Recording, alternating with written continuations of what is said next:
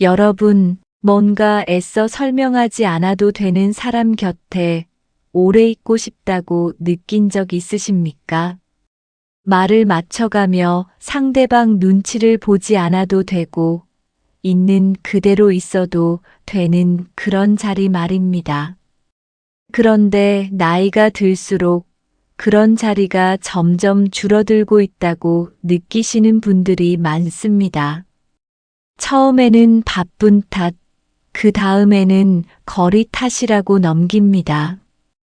그러다 어느 순간부터는 그 이유를 찾는 것 자체를 멈추게 됩니다. 자식이 멀어진 게 아닙니다. 돈이 오가는 방향이 달라진 겁니다. 흐름이 있을 때 연락이 오고 흐름이 끊기면 관계도 달라지는 것. 오늘은 그 흐름을 하나씩 들여다보겠습니다. 보고 나면 서운하거나 억울한 마음보다 지금 내가 어디에 서 있는지가 더 선명하게 보이실 겁니다. 오늘 그 흐름을 하나씩 들여다보겠습니다. 첫 번째, 돈이 오갈 때 오는 연락과 그렇지 않을 때 오는 연락은 다릅니다. 많은 분들이 이걸 느끼면서도 직접 말로 꺼내는 일이 없습니다. 워낙 당연하게 흘러가는 일처럼 보이기 때문입니다. 명절이 가까워지면 연락이 옵니다. 생신 때도 옵니다. 어딘가 목돈이 필요한 일이 생겼을 때도 연락이 옵니다. 그런데 아무 일도 없는 평범한 날, 별다른 이유 없이 그냥 안부가 궁금해서 전화를 하는 경우는 생각보다 드뭅니다. 처음에는 바쁜 사람들이니 그렇겠다 싶어 넘깁니다. 두 번째도 그렇게 넘깁니다. 세 번째에는 이미 무언가를 알고 있으면서도 모르는 척하게 됩니다. 이게 나쁜 자식 이야기가 아닙니다. 관계가 원래 어떤 모습으로 자리를 잡아왔는지의 이야기입니다. 어떤 집에서는 부모가 늘 먼저 줬습니다. 부탁받기 전에 먼저 챙기고 불편할 것 같으면 미리 넣어두고 어려운 기색이 보이면 먼저 물어봤습니다. 그렇게 오랜 시간이 흐르면 상대방은 자연스럽게 받는 자리에 익숙해집니다. 드리는 분이 먼저 움직여야 관계가 돌아가는 구조가 됩니다. 이 구조 안에서는 연락도 그렇게 움직입니다. 내가 먼저 해야 옵니다. 내가 기다리면 오지 않습니다. 어떤 집에서는 이런 일이 있습니다. 목돈이 필요한 사정이 생기면 부모 쪽에 먼저 연락이 옵니다. 여러 날 연락 없던 분에게서 전화가 왔을 때 처음 몇 초 동안 뭔가 따뜻한 기대가 올라오기도 합니다. 그런데 이야기가 시작되면 금방 알게 됩니다. 연락이 온 이유를. 그날 밤 마음이 어떤지는 굳이 설명하지 않아도 다들 아실 겁니다. 이걸 서운하다고 하면 작은 사람처럼 느껴질 것 같아서 참습니다. 그러다 보면 참는 일이 점점 익숙해집니다. 돈이 오갈 때만 관계가 움직인다면 그건 정이 없는 게 아닙니다. 관계가 그런 방식으로 만들어진 겁니다. 그리고 그 방식은 대부분 한쪽이 오래전부터 쌓아온 것입니다. 두 번째, 통장에서 나가는 돈의 방향을 보면 내가 어디에 힘을 쏟고 있는지가 보입니다. 내가 어디를 소중하게 여기는지, 어디가 마음에 걸리는지, 어디에 기대를 걸고 있는지, 그것이 지출에서 드러납니다. 말은 얼마든지 다르게 할 수 있습니다. 그러나 돈은 다르게 할 수 없습니다. 나간 돈은 나간 대로 기록에 남습니다. 어떤 분은 자식 집에 갈 때마다 손이 비는 것이 마음에 걸려서 뭔가를 꼭 사들고 갑니다. 가는 날이 가까워지면 이것저것 챙기게 됩니다. 이번에는 손자가 좋아하는 것, 이번에는 냉장고에 채워두면 좋을 것, 이번에는 며느리가 좋아할 것 같은 것. 그렇게 가는 날이 준비되는 날이 됩니다. 한두 번은 당연히 그럴 수 있습니다. 그런데 가야 하는 날이 가까워질 때마다 무언가를 챙기지 않으면 불안한 마음이 든다면 그 불안은 어디서 오는 걸까요? 그 반대 방향의 지출은 어떤지 한번 생각해 보시면 됩니다. 나 자신을 위해 쓰는 돈은 어떻습니까? 먹고 싶은 것을 그냥 사 먹는 일이 있습니까? 작은 것이라도 내가 좋아서 쓰는 돈이 있습니까? 어떤 분들은 자식한테 또는 손자한테는 선뜻 꺼내면서도 자신한테는 뭔가 사는 것이 아깝다고 느낍니다. 이게 절약이 아닙니다. 자신을 마지막 순위에 두는 습관입니다. 돈이 한 방향으로만 나가면 결국 몸도 그 방향으로만 움직이게 됩니다.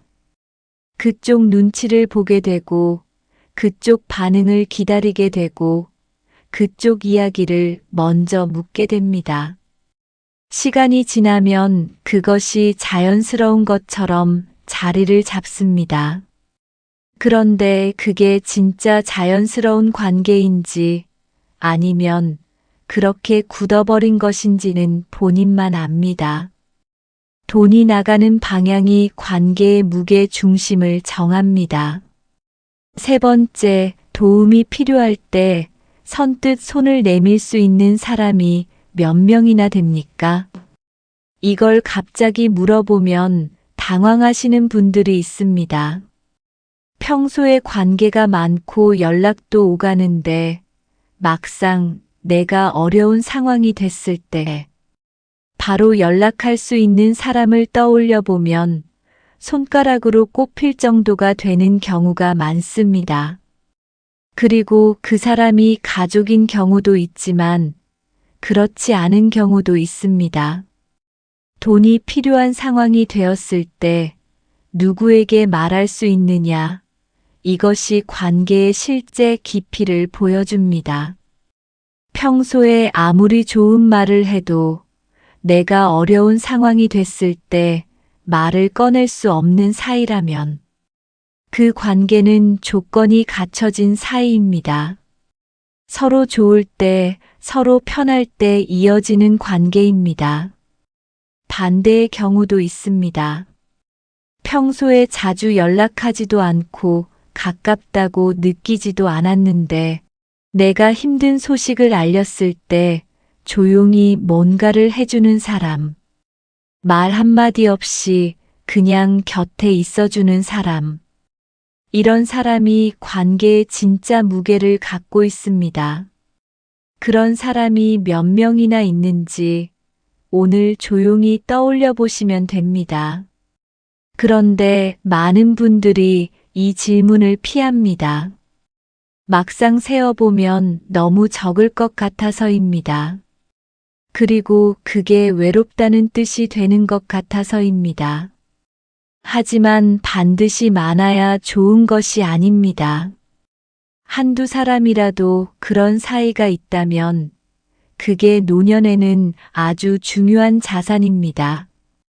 이 자산은 통장 잔고와 다르게 쌓이지만 쓰임은 그것 못지 않습니다. 한두 명이라도 그런 사람이 곁에 있다면 그걸 지키는 것이 지금 가장 잘하는 일일 수 있습니다. 네 번째, 줄 수 있을 때와 줄 수 없을 때 달라지는 것이 있습니다. 이걸 경험하신 분들이 적지 않습니다. 직접 말은 안 해도 느끼셨을 겁니다. 내가 줄 수 있는 상황일 때 곁에 있는 사람들과 내가 더 이상 줄 수 없는 상황이 됐을 때 곁에 남아있는 사람들이 달라지는 것. 이것이 냉정하게 들릴 수 있지만 사실 아주 인간적인 현상입니다. 사람은 어디서든 자기에게 이득이 되는 방향으로 움직이게 됩니다. 그것이 나쁜 것이라기보다는 그냥 사람이 그런 것입니다.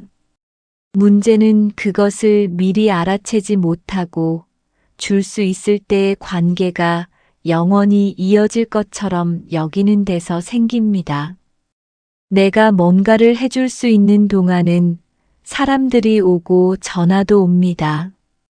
생일을 기억해주는 사람이 있고 가끔 먼저 연락이 오기도 합니다. 그 시간이 길어지면 이 관계들이 나를 좋아하기 때문이라고 믿게 됩니다.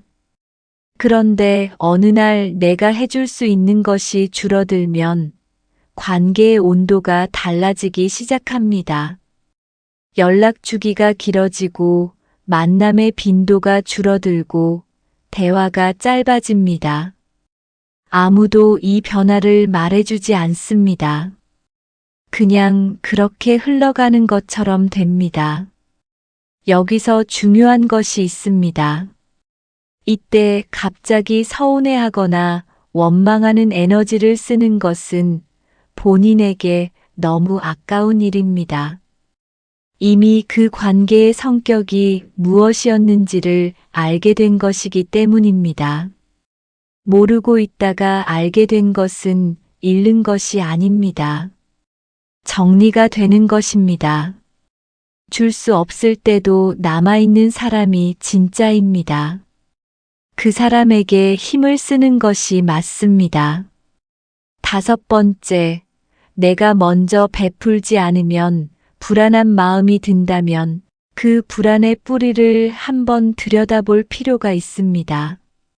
많은 분들이 자식이나 가족 또는 가까운 사람에게 뭔가를 해주지 않으면 불안합니다. 이번 달에는 뭔가를 못 챙긴 것 같고 오래 연락을 안 한 것 같고 내가 소홀히 한 것 같은 느낌이 듭니다. 그래서 먼저 연락을 합니다. 먼저 무언가를 챙깁니다. 먼저 손을 내밉니다. 이게 정이 많아서인 경우도 있습니다. 그런데 경우에 따라서는 정이 아니라 불안해서 오는 행동일 때가 있습니다. 내가 먼저 안 하면 관계가 끊길 것 같은 불안. 내가 주지 않으면 상대방이 멀어질 것 같은 불안. 이 불안이 행동을 만들고 있는 것입니다. 이 둘은 겉으로 보면 똑같아 보입니다. 행동 자체는 같습니다. 먼저 연락하고, 먼저 챙기고, 먼저 줍니다. 그런데 마음 안의 상태가 다릅니다. 하나는 기쁘게 하는 것이고, 하나는 두려워서 하는 것입니다. 기쁘게 하는 것은 돌아오는 반응에 크게 영향받지 않습니다. 두려워서 하는 것은 반응이 없거나 기대에 못 미치면 바로 허전함이 옵니다. 자신이 지금 어느 쪽인지는 본인만 압니다. 아무에게도 물어볼 필요 없이 지금 이 말을 들으면서 바로 느끼실 겁니다. 불안에서 나온 베풀기는 결국 본인이 더 지칩니다. 주면서도 편하지 않고 받으면서도 편하지 않습니다. 그 사이클이 오래가면 관계 자체가 피로해집니다. 내가 먼저 하지 않아도 이어지는 관계가 있는지 한번 조용히 생각해 볼 수 있습니다. 6번째, 노년의 통장 잔고보다 더 중요한 숫자가 있습니다. 이게 무슨 뜻이냐면 통장에 얼마가 있느냐보다 그 돈을 어떤 선택에 쓰느냐가 훨씬 더 중요하다는 뜻입니다. 같은 금액을 가진 두 사람이 있다고 할 때 한 사람은 그 돈을 늘 남을 위해서만 씁니다. 자기 몸이 필요로 하는 것에는 아낍니다. 다른 사람이 불편할까봐 돈을 씁니다. 그렇게 쓰다 보면 통장 잔고도 줄지만 그 이상으로 자신에 대한 기준이 낮아집니다. 다른 한 사람은 같은 금액으로 자기가 건강하게 지낼 수 있는 것들에 먼저 씁니다. 몸에 필요한 것, 마음이 편해지는 것, 시간을 좋게 쓸 수 있는 것. 그렇게 쓰는 사람은 자신에 대한 기준이 유지됩니다. 그리고 그 기준이 있는 사람은 관계에서도 자신을 덜 낮추게 됩니다. 돈을 어디에 쓰느냐가 그 사람이 자신을 어떻게 여기는지를 드러냅니다. 노년의 중요한 숫자는 잔고의 크기가 아니라 내가 스스로를 위해 쓸 수 있는 비율입니다. 그 비율이 전혀 없거나 너무 낮다면 지금 내 위치를 한번 생각해 볼 수 있습니다.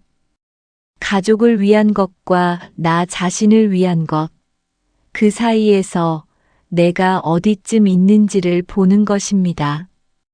아무도 그 비율이 얼마여야 한다고 정해줄 수 없습니다. 그런데 오래 살면서 자신이 마지막이었던 분들은 대부분 나중에 이 생각을 하게 됩니다. 조금 더 일찍 알았더라면 하고.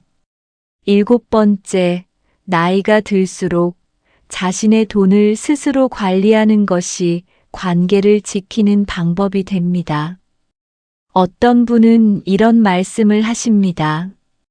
복잡한 거 다 싫어서 아들한테 맡겼다고.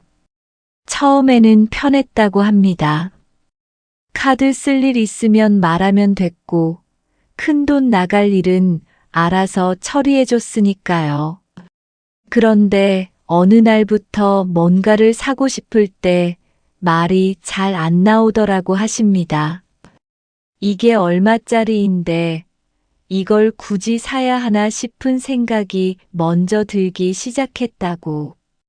사고 싶은 게 생겨도 먼저 눈치가 보이고 말을 꺼내기 전에 이미 포기하는 일이 생겼다고 하십니다. 돈을 맡긴 게 아니라 목소리를 줄인 겁니다. 내 통장을 내가 보고 내 카드를 내가 쓰고 내가 무엇에 얼마를 썼는지 내가 알고 있는 것. 이게 단순한 살림 이야기가 아닙니다. 이걸 내가 쥐고 있을 때는 관계 안에서도 내 자리가 있습니다. 뭔가를 원할 때 말할 수 있고 싫은 것에 싫다고 할 수 있는 여지가 남아 있습니다. 그런데 그 결정권이 넘어가면 말의 무게도 함께 넘어갑니다. 처음에는 편하려고 시작된 일이 시간이 지나면서 조금씩 달라집니다. 내가 원하는 것을 말하기가 조심스러워지고 작은 소비 하나에도 설명이 필요해지고 어느 순간 혼자 결정하는 일이 없어집니다. 이 변화가 갑자기 오는 것이 아니기 때문에 알아채기가 어렵습니다. 이미 한참 진행된 다음에야 뭔가 달라졌다는 걸 느끼게 되는 경우가 많습니다. 관리가 번거로워도 숫자가 헷갈려도 내 돈의 흐름을 내가 알고 있는 것. 그게 노년에 자신을 지키는 방법이고 동시에 관계 안에서 내 자리를 지키는 방법입니다. 내 돈의 흐름을 내가 알고 있어야 합니다. 그게 기본입니다. 노년에 가장 정직한 것이 있다면 그건 돈의 흐름입니다. 말은 달라질 수 있고 표정도 달라질 수 있지만 돈이 오가는 방향과 패턴은 관계의 실제 구조를 그대로 보여줍니다. 오늘 이 흐름을 하나씩 보면서 내가 서 있는 자리가 조금은 더 선명하게 보이셨으면 합니다. 오늘도 함께 해주셔서 감사합니다. 지혜를 담는 오늘 오늘도 여러분 곁에 있겠습니다.